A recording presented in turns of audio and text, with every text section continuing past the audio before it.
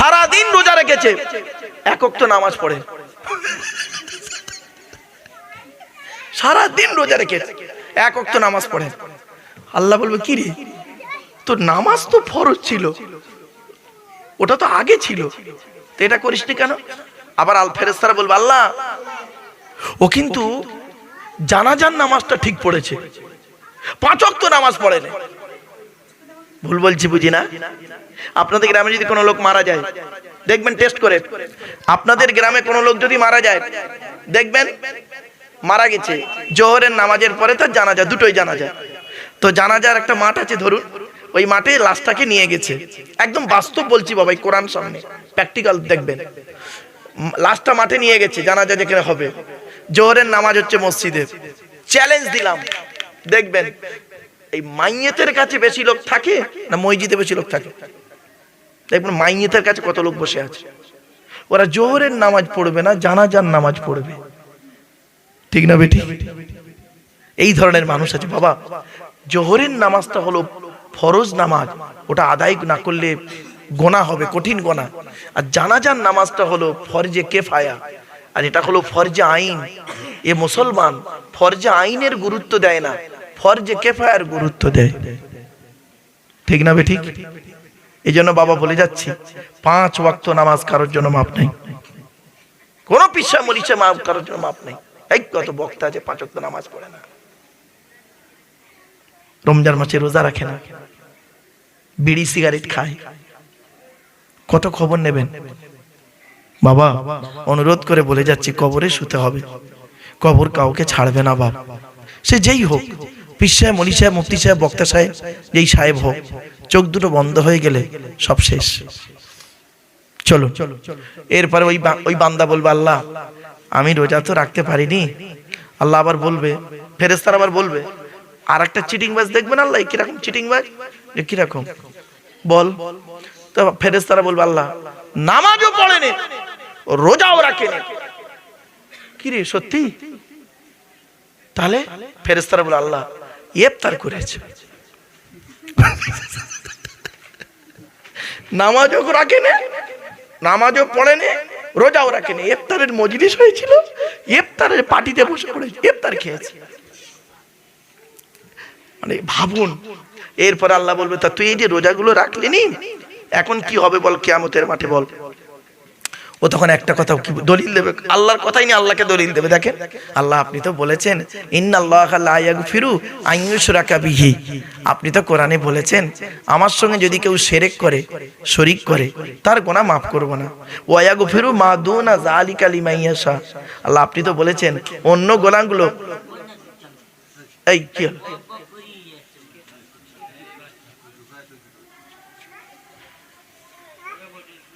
এ বাবা তুই এদিক সরে আয়।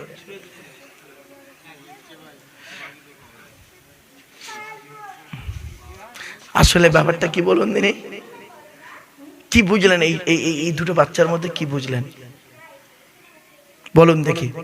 আপনারা তো বয়স হয়েছে আপনাদের, আর আমি বাবা একজন গবেষক, বলুন এই দুটো বাচ্চার মধ্যে কি বুঝলেন? আচ্ছা এটা বুঝলেন তো? এই দেখেন ও আমার কথাটা বুঝছে, চিন্তা করছে, বেরোনোর মধ্যে খাটাচ্ছে, আর এ কথাটা শুনছে, বুঝতে পেরেছে, কিন্তু হেসে উড়িয়ে দিচ্ছে। বাচ্চা স্বাভাবিক, ও তো এখন বাচ্চা, ও এখন বাচ্চা, ওর এখন হাসিরই সময়। ঠিক না বেঠিক? ওর হাসিরই সময়, কিছু করার নেই। এই দেখেন একটা উদাহরণ দিচ্ছি। বাপ না রাতের বেলা সাপুরজি থেকে বা নিউ টাউন থেকে, হলদিরাম থেকে অনেক মিষ্টি এনেছে, একটা মিষ্টি পছন্দ হয়নি, বাপের আনা মিষ্টি পছন্দ হয়নি। শুক্রবারে জুম্মার দিনে একটা বাতাসা দেবে, ওইটা নেওয়ার জন্য মারামারি করেছি আমরা। ঠিক না বেঠিক বলুন? বাপ কিন্তু বাড়িতে মিষ্টি এনেছিল, এটাই স্বাভাবিক, এটাই হলো নেচার, বাচ্চাদের নেচার হলো এটাই। মনে রাখবেন, সে আমি হই বা আপনি হই, আপনি ভাববেন না যে আমি আজকে ফেরেশতা হয়ে গেছি এই জায়গায় বসে, আর আমি ভাববো না আমি একদম আল্লাহর ওলি হয়ে বসে আছি এখানে। আমারও ব্যাকগ্রাউন্ডটা না আপনাদের মতো গেছে। প্রত্যেক মানুষের ব্যাকগ্রাউন্ডটা, বাল্যকালটা না কাছাকাছি কাছাকাছি যায় প্রায়, পরিবেশের উপরে নির্ভর করে। কেউ চোচ্ছাচর তৈরি হয় বাপের পরিবেশে, আর কেউ আবার আল্লাহওয়ালা হয়। ঠিক না বেটি? এটা মাথায় রাখবেন। চলো, ওই ব্যক্তিটি বলবে আল্লাহ, আল্লাহ এবার বলবে দেখ, তুই নামাজও পড়িসনি, আমি নয় মাফ করে দিলাম। ঈমান ঠিক মতো আনিসনি, মাফ করে দিলাম। রোজাও রাখিসনি, মাফ করে দিলাম।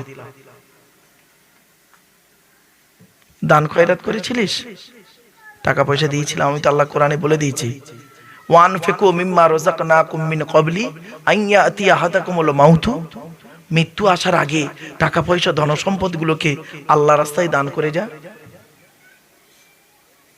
অনেকের ধারণা হয়, আল্লাহর নবী বলেছেন, এই জন্য বাবা একটা কথা বলি শুনুন, আমার ওয়াজ শুনলে না গোটাটাই শুনবেন, অর্ধেকটা শুনবেন না।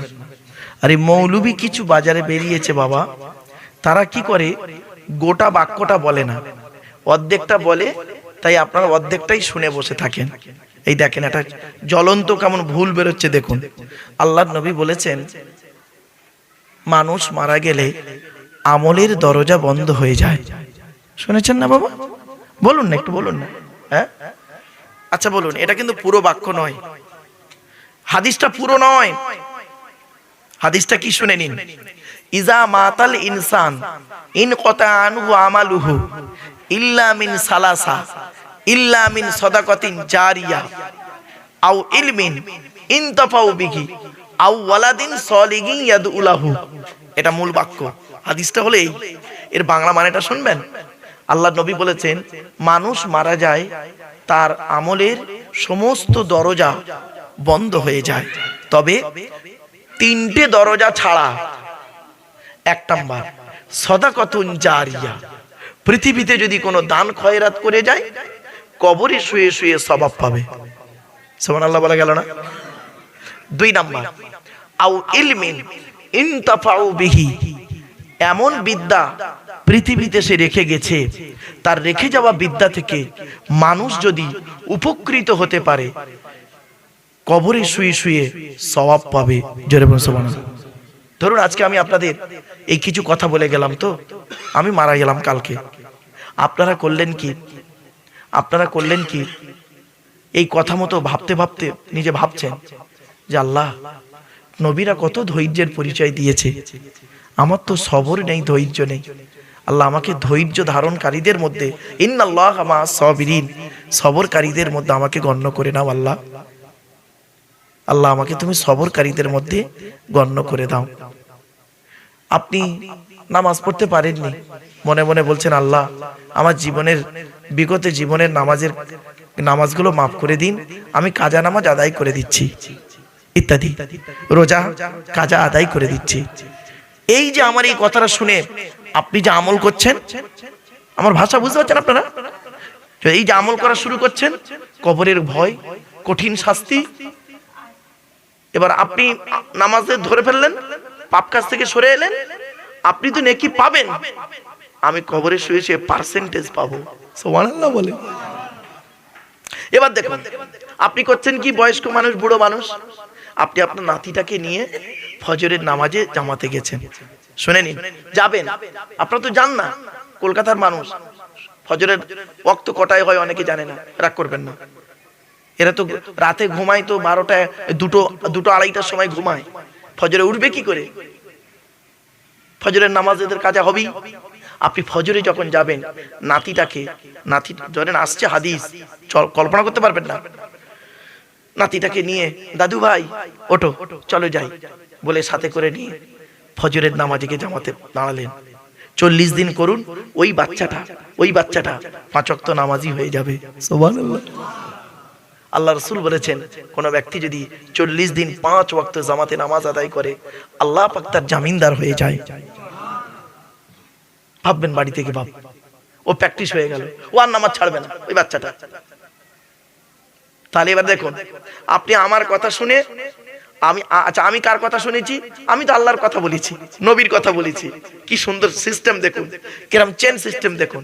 আমি আল্লাহর কথা নবীর কথা শুনে পড়েছি, পড়ে আপনাদের বলেছি, আপনারা শুনেছেন, শুনে আমল করছেন, আপনি নেকি পাচ্ছেন, আমি তার পার্সেন্টেজ পাচ্ছি। আবার আপনি আপনার নাতিটাকে নিয়ে প্র্যাকটিক্যাল করাচ্ছেন, প্র্যাকটিক্যাল। আপনার নাতি করছে কি, আস্তে আস্তে আস্তে আস্তে নামাজি হয়ে গেল বাচ্চা ছেলে, ও যা নেকি পাবে তার পার্সেন্টেজ আপনিও পাবেন, আমিও পাবো। সুবহানাল্লাহ। এই যে বুঝতে পারছেন? চলো আল্লাহর তরফের প্রশ্নে আমরা বেঁচে যাব, আল্লাহ যদি ইচ্ছা করে আমাদের মাফ করে দিতে পারে। আস্তে আস্তে, ও বাবা এই এই এই নিচেই দিতে হবে না, বাইরে তুমি দাও, তোমার বাইরের মাইক যত খুশি জোরে দাও, এখানে বেশি জোরে দিতে হবে না। এই যে কজন বসে আছেন এই আওয়াজটুকু শুনলেই যথেষ্ট। আমার আওয়াজগুলো বুঝতে পারছেন বাবা স্পষ্ট?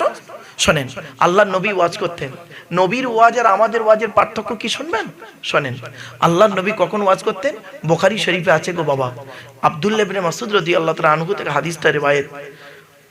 আব্দুল্লাহ ইবনে মাসউদ রাদিয়াল্লাহু তাআলা আনহু বলছেন, আল্লাহর নবী, আরে এই বক্সটা চালাইও না, এইটা বাদ দিয়ে, এইটা বাদ দিয়ে করো বাবা।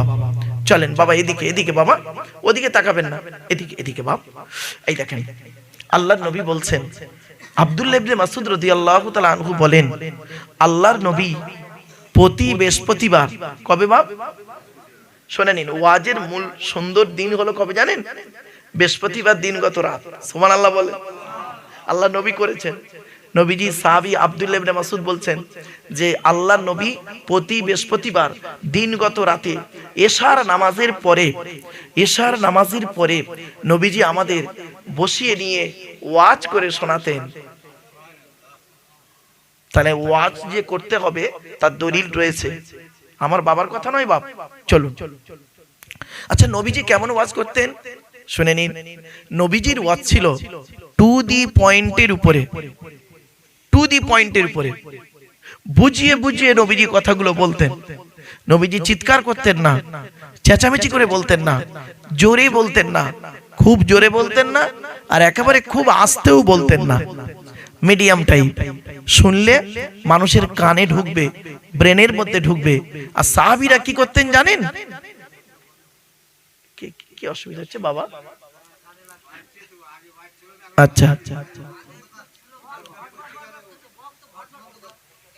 ও বাবা এই এই এই বক্সটা বাদ দিয়ে বাইরের গুলো দাও বাবা। হ্যাঁ ব্যাস ঠিক আছে বাপেরা আসেন। হ্যাঁ এখন না বাবা একটা কথা বলি, আজ থেকে 30 বছর আগে তখন এই ডিজে বক্স ফক্স অত ছিল না, তাই না? এখন এই দেখবেন এক একটা বক্স যদি বাজে না বুকের মধ্যে কাঁপুনি হয়ে যায়। ডিজে বক্স বলে, ওরে বাপরে বাপ, জিবিএল নাকি জিবিএল, ওরে বাপরে বাপ, খুব আওয়াজ, মানে কি বুকের, মানে কি যদি কারোর হার্টের রোগী থাকে তার ক্ষতি হবে। এই ছেলেগুলো এখন খুব পছন্দ করে ওইগুলো, বাস্তব এগুলো খুব পছন্দ করে। কিন্তু চলো বাপ ঠিক আছে বাবা, এদিকে এদিকে ছেড়ে দেন, ওসব দিকে তাকাবেন না, এই দিকে আসেন, আমার কথাগুলো শুনে যান বাপ। আমি এই জন্য না এই আল্লাহর কোরআন সামনে বাবা, আমি আমার জীবনে 1994 সাল থেকে ওয়াজ করছি, 2025 31 বছর। তাই এই জীবনে আমি দুটো কাজ করিনি বাপ। এক নাম্বার কি, বেওয়াজুতে কোনোদিন আমি ওয়াজ করিনি আজ পর্যন্ত বাবা। আমার যত কষ্ট হোক আমি অজুটা করে উঠি, হাজারো জ্বর হলো অজু করে স্টেজে উঠি, এখন আমার অজু আছে বাপ। এক নাম্বার বেওয়াজুতে ওয়াজ করিনি, আর 2 নাম্বার হলো আল্লাহর কাছে এটা বলতে পারবো, আল্লাহ আমি নির্ধারিত টাইম ধরে ওয়াজ করিনি। কেন জানেন? শোনেন, আমার মায়ের আদেশ। আমার মা আমাকে বলেছিলেন যে আব্বা তুমি এই দুটো কাজ কোনোদিন করো না, নির্ধারিত টাইম ধরে ওয়াজ করো না। তা আমি বললাম কেন মা? টাইমের তো একটা দাম আছে, নেই বাবা? বলেন না। তা বলছে বাবা ওটা আল্লাহর ক্ষেত্রে নয়, বান্দার ক্ষেত্রে টাইমের দাম আছে, আল্লাহর সঙ্গে টাইমে ফিক্সড করতে যেও না। তা আমি তো অবাক হয়ে গেলাম, বাপের সৎ আমার মা না বাবা খুব আল্লাহওয়ালা মেয়ে ছিলেন। আল্লাহর নবী আবু বকর, ওমর, উসমান, আলী, আয়েশা, খাদিজা, ফাতেমা রাদিয়াল্লাহু তাআলা আনহার সঙ্গে অনেকবার স্বপ্নে দিদার হয়েছে। তো ইন্তেকাল করেছেন বগুড়া ঈদের দিন। আমাকে বলেই গেছিলেন, ইন্তেকালের এক সপ্তাহ আগে বলেছিলেন যে বাবা একদম এই 2023 সালে জুন মাসের 28 তারিখ বৃহস্পতিবার বগুড়া ঈদ হয়েছিল, মনে পড়ছে কি? গত বছরে ওই দিন আমার মা ইন্তেকাল করেছে, এই গত বছরে বেলা 11:30টার সময়। তার আগের বৃহস্পতিবার আমাকে ডেকে বলেছিলেন আসরের সময় যে বাবা আমি ভালো দিনই ইন্তেকাল করব, আর বাড়িতে কেউ কান্নাকাটা করবে না, কে কে গোসল দেবে আমাকে বলে গেছিলেন, আর আমাকে কি কি করতে হবে জানাজা কাফন পরানো A to Z বলে গেছিলেন। তো বাপ সেই মতো আমি করেছি। তো আপনাদের বলি বাপ, বলছে টাইমটা তুমি আল্লাহর সঙ্গে কোনোদিন ফিক্সড করতে যেও না। দুনিয়ার ক্ষেত্রে মানুষের সঙ্গে ঠিক আছে। বললাম কেন, এ তো খুব খারাপ জিনিস। বলছে আচ্ছা বাবা বলো তো, জোহরের নামাজ সুন্নত তরিকায় 4 রাকাত নামাজ পড়তে গেলে 20 মিনিট সময় লাগবে। কত? 20 মিনিট সময় লাগবে জোহরের নামাজ যদি কোনো সত্যিকার একজন আলেম 4 রাকাত নামাজ পড়ে। কেন? আল্লাহ রাসূল বলেছেন জোহরের নামাজের কেরাত আর ফজরের নামাজের কেরাত বড় বড় হবে। তেওয়ালে মুফাসসাল বলা হয় তাকে। তেওয়ালে মুফাসসাল কোন সূরা থেকে শুরু হয় জানেন? 26 পারায় সূরা হুজরাত থেকে নিয়ে আর বুরুজ পর্যন্ত। বলে তুমি সূরা রহমান আর সূরা ওয়াকিয়া 2 রাকাত পড়ো দেখি। জোহরের প্রথম 2 রাকাতে কেরাত পড়তে হয় তো, সূরা ফাতিহার পরে কেরাত পড়তে হয় নাকি বাবা? বলেন না। জোহরের 4 রাকাতে তা প্রথম 2 রাকাতে কেরাত, তো প্রথম 2 রাকাতে তুমি সূরা রহমান আর সূরা ওয়াকিয়া পড়ো, দেখি তোমার 10-5 মিনিটে নামাজ শেষ হয় কিনা। জীবনে হবে না, কমসে কম 20 থেকে 25 মিনিট লাগবে। তাহলে নামাজটা এই ইবাদতের ক্ষেত্রে তুমি আল্লাহর সঙ্গে সেটিং করতে যেও না। আর এই জলসাটাকে তুমি মনে করবে একটা ইবাদত। আর সত্যি তাই, এই যে বসে আছেন আপনারা, এটা ইবাদত, এটা ইবাদত। ইবাদত কাকে বলে বাবা? চলুন একটু বলে দিচ্ছি, আজকে জেনে যান। আর যা জেনে গিয়ে বাড়ি থেকে প্র্যাকটিক্যাল করবেন, নিজেরাই বলবেন এটা ইবাদত, এটা ইবাদত নয়। ইবাদত কাকে বলে? যে কাজের শুরু হবে আল্লাহর নাম। কার নামে বাপ? আল্লাহর নামে। ওই মুরব্বী দেখেন বেচারা অল্প সময়, রাত এখনো বেশি হয়নি, ঘুম পাচ্ছে না বাবা। ও বাবা হেলান দেবেন না, হেলানটা খুলে দেন, আল্লাহ রাসূল নিষেধ করেছে। ভাববেন বাড়িতে গিয়ে আমার ওয়াজটা গো বাপ, যে কতদিন বেঁচে আছি এই কথাগুলো বলে যাচ্ছি। এরপর আল্লাহ কি বলছেন? লা ইকরাহা ফিদ্দীন, ধর্মের মধ্যে বাড়াবাড়ি করো না। আমরা ধর্মের মধ্যে বাড়াবাড়ি করে না বাবা, ধর্মটাকে পুরো শেষ করে দিয়েছি, শেষ করে দিয়েছি। আমরা মারামারি করি কিসের জানেন? হারাম হালালের মারামারি করি না, ঠিক না বেঠিক? কোন লোকটা নামাজ পড়ে তার বিরুদ্ধে কোনো কথা বলি না, সুদের বিরুদ্ধে কথা বলি না, সুদের বিরুদ্ধে কথা বলি না, ঘুষ খাওয়ার বিরুদ্ধে কথা বলি না, জেনাখোরের বিরুদ্ধে কথা বলি না। ও এই গ্রামটার নাম কি? কুলগাছি, পাঁচুড়িয়া, ধর্মতলা। তো কলকাতা হয়ে গেছে সব আপনাদের। আল্লাহ অর্থনৈতিক দিক অনেক ভালো দিয়েছে। এক মিনিট, আল্লাহ আপনাদের অর্থনৈতিক দিক ভালো দিয়েছে। আজ থেকে 30 বছর আগে কিন্তু এই পরিস্থিতি আপনাদের ছিল না, ঠিক না বেঠিক? বলেন, একটু কথা বলেন। 30 বছর আগে কিন্তু এই দিন আল্লাহ দেয়নি। 30 বছর পরে আল্লাহ পাক আপনাদের বুড়ো বয়সে আপনাদের এই দিন আল্লাহ দিয়েছে। মনে রাখবেন, আল্লাহ পাক মানুষকে যখন অর্থ দেয় পরীক্ষা করার জন্য, পরীক্ষা করার জন্য বাপেরা তিনটে জিনিস কিয়ামতের মাঠে 3 জিনিসের হিসাব নেবে আপনাদের কাছ থেকে, আমার কাছ থেকেও। 1 নাম্বার, জ্ঞানী, তোমার জ্ঞানের হিসাব দাও। আল্লাহ বলবেন আমি তোমাকে জ্ঞান দান করেছিলাম, জ্ঞানটা কিভাবে মানুষের কাছে প্রয়োগ করেছিলে। তোমার জ্ঞানটা দিয়েছিলাম আমার কোরআনের বাণী জনগণের কাছে পৌঁছে দিতে। আর তুমি সেই জনগণের কাছে কোরআন পৌঁছে দেওয়ার না, কোরআন পৌঁছে না দিয়ে কোরআনের একটা আয়াত কেটে নিয়ে তুমি এই দ্বন্দ্ব লাগিয়ে দিলে। হ্যাঁ, তুমি টুপির দ্বন্দ্ব লাগালে, গোল টুপি, লম্বা টুপি, চেরা জামা, ফাড়া জামা, এইসবের দ্বন্দ্ব লাগালে। কই একবারও বলতে পারলে না তো যে তুমি নামাজ পড়ো? নামাজ নিয়ে তোমরা ঝগড়া করুনি, রোজা নিয়ে কোনোদিন ঝগড়া করুনি, যে রোজা করবে না ওর বাড়ি খাবে না, ওর বাড়ি খাওয়া হারাম। যে নামাজ পড়বে না, ইচ্ছা করে নামাজ ছেড়ে দেবে, তার বাড়ি খাবে না, তার বাড়ি খাওয়া হারাম। এইসব নিয়ে কই জোর দাওনি তো। তোমরা কি করেছো? তুমি কি করেছো? গোল টুপি পরেছে, লম্বা টুপি পরেছে, এইসবে মারামারি করেছো। আমার নবী বলে দিয়েছেন, শোনেন, আল্লাহ বলবেন, আমার নবী বলে দিয়েছেন, ইন্নাল্লাহা লা ইয়ানজুরু ইলা সুওয়ারিকুম ওয়ালা ইলা আমালিকুম ওয়ালাকিন ইয়ানজুরু ইলা কুলুবিকুম ওয়া নিয়াতিকুম। আল্লাহ নবী বলছেন, আল্লাহ পাক তোমাদের বাহ্যিক আকৃতি দেখে না, কে লম্বা, কে বেঁটে, কে কালো, কে ফর্সা, কে নারী, কে পুরুষ, কে মাথায় টুপি দিয়েছো কি টুপি দাওনি, কে দাড়ি রেখেছো কি দাড়ি রাখুনি, কে কত রাকাত নামাজ পড়েছো, হাঁটুর মালাইচা কি দাগ করে ফেলেছো, কপালে কালো দাগ হয়ে গেছে, এটা আল্লাহ দেখে না। আল্লাহ কি দেখে?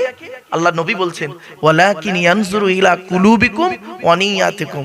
আল্লাহ পাক তোমাদের অন্তরটা দেখে আর তোমার নিয়তটা দেখে, তোমার উদ্দেশ্যটা কি। কিছু বুঝতে পারছেন? এই জন্যই বুখারীর প্রথম হাদিস হলো ইন্নামাল আমালু বিন্নিয়াত। প্রত্যেকটা কাজ তার নিয়তের উপরে নির্ভর করে। আমার বাপেরা, অনুরোধ করে বলে যাচ্ছি, এখানে বসে একটু চিন্তা করুন। চলুন আমি কয়েকটা কথা আপনাদের বলে দিচ্ছি, চমকে যাবেন আজকে। দেখেন, আচ্ছা, কবরে গেলে আমাদের, আপনারা শুনেছেন বক্তারা বলেছেন, হাদিসেও এসেছে, তিনটে প্রশ্ন হবে, তাই তো বাবা? হ্যাঁ, মান রব্বুকা, তোর রব কে? মা দীনুকা, তোর দিন কি? মা হাযা রাজুল, এই ব্যক্তি সম্পর্কে তোর ধারণা কি? মানে মান নবিয়ুকা, তোর নবী কে? এই তিনটে প্রশ্ন করবে। আচ্ছা, ওর সঙ্গে কি আরো একটা প্রশ্ন আল্লাহ এক্সট্রা করবে ফেরেশতার মাধ্যমে? মা সিলসিলাতুকা, তো সিলসিলাটা কি? শুনেছেন কোনদিন কোন বক্তা বলেছেন যে কবরে গেলে জিজ্ঞাসা করে, তুই তবলিগ না ফুরফুরা, না বেরেলি, না ওয়াহাবি, না জামাত ইসলামী, না আহলে হাদিস? বলবে কি? বলবে না। আচ্ছা, কিয়ামতের মাঠে কি আল্লাহ পাক এই প্রশ্নটা করবে যে তুই পৃথিবীতে গোল টুপি পরেছিস, না লম্বা টুপি পরেছিস, না চেরা জামা পরেছিস, না পিরান পরেছিস? বলে করবে কি? করবে না। তাহলে যে প্রশ্নটা কবরে হবে না, যে প্রশ্নটা কিয়ামতের মাঠেও হবে না, তা সেই প্রশ্ন নিয়ে মারামারি করেন কেন আপনারা? এ তো মূর্খ ছাড়া অন্য কিছু নয়। সেই সব নিয়ে মারামারি করেন কেন? চলুন, যে প্রশ্নটা আপনাকে কবরে করা হবে, যে প্রশ্ন আপনাকে কিয়ামতের মাঠে করা হবে, সেই প্রশ্ন নিয়ে একটু মারামারি করি। চলুন তো দেখি, চলুন। কিয়ামতের মাঠে দুই দিক থেকে দুটো প্রশ্ন আসবে, দুটো প্রশ্ন। একটা প্রশ্ন আসবে আল্লাহর তরফ থেকে। আমার ভাষা বুঝতে পারছেন আপনারা? আমার কথা বুঝতে পারছেন বাবা? একটা প্রশ্ন হবে আল্লাহর তরফ থেকে, আর একটা প্রশ্ন হবে বান্দার তরফ থেকে। ভালো করে শিখে নেন, কিয়ামতের মাঠে দুটো প্রশ্ন হবে, একটা হবে আল্লাহর তরফ থেকে, আর একটা হবে বান্দার তরফ থেকে। আল্লাহর তরফ থেকে প্রশ্নটা কি হবে শুনুন। আল্লাহ বলবে, তুই পৃথিবীতে আমাকে বিশ্বাস করেছিলিস? তা আপনি কি বলবেন? হ্যাঁ আল্লাহ, আমি বিশ্বাস করেছিলাম। তবে আল্লাহ বলবে 100% না 50%?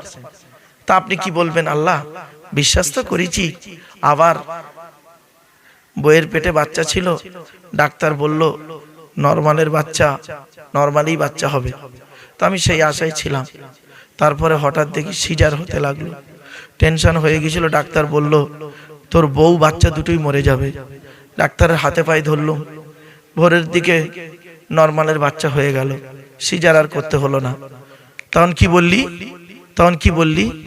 মনে আছে? সেই বাক্যটা আমার কাছে রেকর্ডিং করা আছে। আল্লাহ বলবে, যে বাক্যটা বলেছিলিস ওই বাক্যটা রেকর্ডিং করা আছে। কি বাক্যটা বলেছিলিস মনে আছে? কি বলুন তো দেখি। স্যার, আপনি ছিলেন মানে আমার বউ বাচ্চা বেঁচে গেছে, নইলে মরে যেত। আল্লাহ বাঁচিয়েছে, তার বললো না। আল্লাহ বলে, তুই এরকম কথা বলেছিলিস? হ্যাঁ আল্লাহ, কি করবো, ইমানটা অত মজবুত ছিল না, তা বলে ফেলেছি, আল্লাহ আপনি মাফ করে দিন। আল্লাহ বললো, আচ্ছা নে, এটা নাই মাফ করে দিলাম, যা যা, এইটা মাফ হলো। দ্বিতীয় নাম্বার প্রশ্ন, উত্তর দে, তুই 5 ওয়াক্ত নামাজ পড়েছিলিস? আমি তো কোরআনে 82 জায়গায় নামাজের কথা বলেছিলাম। তা আপনি কি বলবেন? আল্লাহ, পৃথিবীতে 70 বছর বেঁচে ছিলাম, 40 বছর একদিনও নামাজ পড়িনি, ঈদ বকরা ঈদ ছাড়া। স্বাভাবিক, একদম বাস্তব। আর বাকি 30 বছর, আচ্ছা বাকি 30 বছর তুই নামাজ পড়েছিস?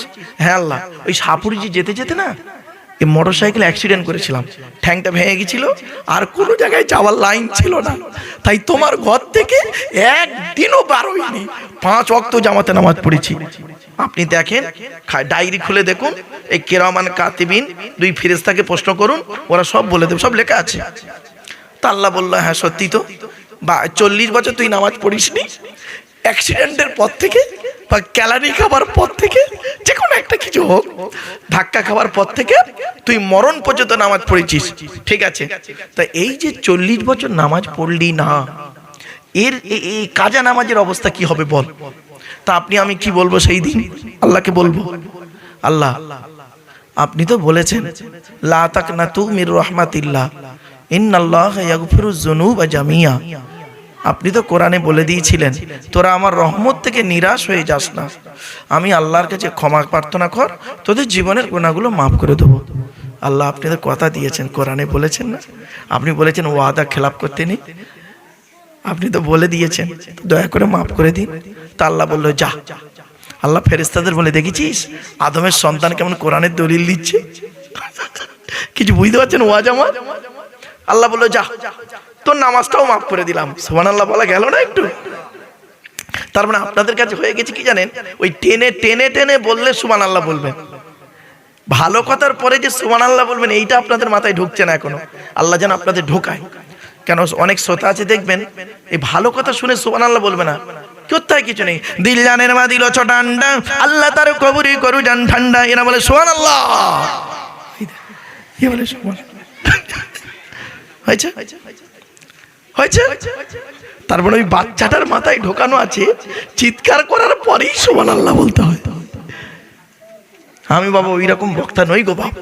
চলেন, এরপর আল্লাহ প্রশ্ন করবে, তাহলে ঈমান গেল, 1 মিনিট, ঈমানটা গেল মানে কতটা বিশ্বাস করেছি গেল, নামাজটা পার হয়ে গেল আল্লাহর কাছে।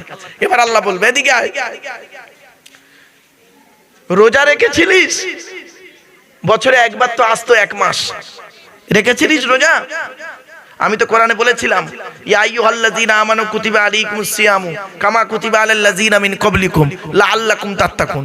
আমি তো কোরআনে বলে দিয়েছিলাম হে ঈমানদার বান্দাগণ, তোদের উপর আমি 30 দিন রোজা ফরজ করেছি, রোজা 1 মাস রোজা ফরজ করেছি, রোজাটা করেছিলিস? তা আমরা কি বলবো সেদিন? আল্লাহ 40 বছর বয়স পর্যন্ত রোজা রাখিনি, সত্য কথাই রোজা রাখিনি, তারপর থেকে রোজা রেখেছি, আবার মাঝে মাঝে রোজা রাখতাম।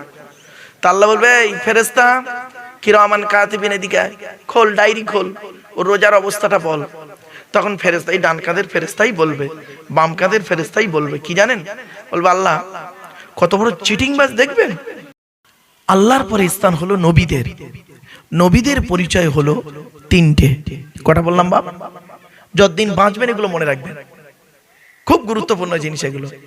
আমি ইচ্ছা করলে না বাবা ইতিহাসের ওয়াজ একটা ঘটনা ধরলে অনেক 2 ঘন্টা হয়ে যেত আমার, কিন্তু এই কথাগুলো কেন বলছি? নিজের ব্রেনটাকে খোলার জন্য।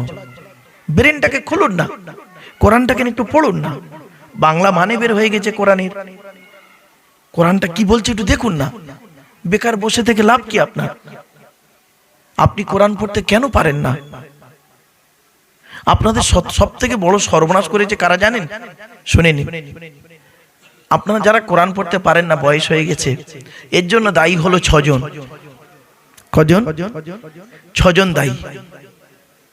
1 নাম্বার, আপনি কোরআন পড়তে পারেন না, আপনি নিজে দায়ী। আল্লাহ আপনাকে ধরবে, তুই কেন পড়িসনি? তোকে তো আমি বলে দিয়েছিলাম পড়তে, তোকে বলেছিলাম পড়তে, তুই পড়িসনি কেন?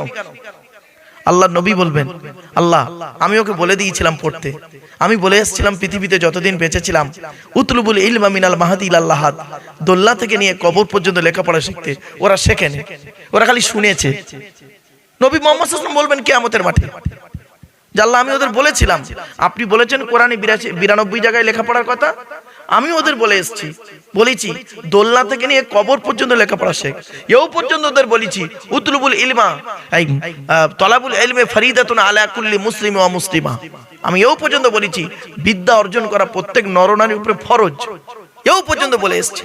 ওরা একটুও পড়েনি, ওরা খালি শুনেছে, বক্তারা বলে গেছে, পিসা মলিশা বলে গেছে, ওরা শুনেছে, একটুও পড়েনি, নিজে প্র্যাকটিক্যাল করেনি। দোষটা আমারও নয় ইয়া রব্বুল আলামিন। আমার দায়িত্ব ছিল, আপনি আমাকে বলেছেন ইয়া আইয়ুহা রাসূল বাল্লিগ মা উনজিলা ইলাইকা মির রাব্বিক, হে রাসূল কোরআনে আছে, হে রাসূল তোমাকে আমি যে কোরআন নাজিল করলাম তুমি ওটা লোকেদের কাছে পৌঁছে দাও। ওরা মানা না মানা আমি দেখে নেবো, ওদের 12টা আমি বাজাবো, তোমার দায়িত্ব তুমি পৌঁছে দাও। তবে একটা কথা বলি, নবী ফাযাক্কির ইন্নামা আনতা মুযাক্কির লাস্তা আলাইহিম বিমুসাইতির, তুমি উপদেশ দাও, তোমাকে এই জন্যই পাঠিয়েছি। তবে উপদেশ দিতে গিয়ে কোনোদিন দারোগার মতো ব্যবহার করিও না। কিছু বুঝতে পারছেন? এজন্য সত্যিকারের একজন যোগ্য আলেম তিনি স্টেজে এসে রেখে যাবেন না। কিছু বুঝতে পারলেন না? সত্যিকারের একজন যোগ্য আলেম তিনি স্টেজে এসে রেগে যাবেন না। কেন? আল্লাহ নিজে নিষেধ করেছে নবীকে। আল্লাহ নবীকে বলছে কি জানেন? আল্লাহ নবীকে বলছে ফাযাক্কির, নবী তুমি উপদেশ দাও, ইন্নামা আনতা মুযাক্কির, তোমাকে আমি উপদেশ দেওয়ার জন্যই তো পাঠিয়েছি। তবে লাস্তা আলাইহিম বিমুসাইতির, তুমি দারোগার মতো ব্যবহার করবে না। এই বেয়াদব, বস, এই কর, তাই কর, এটা বলার অধিকার তোমার নেই। চিন্তা করতে পেরেছেন?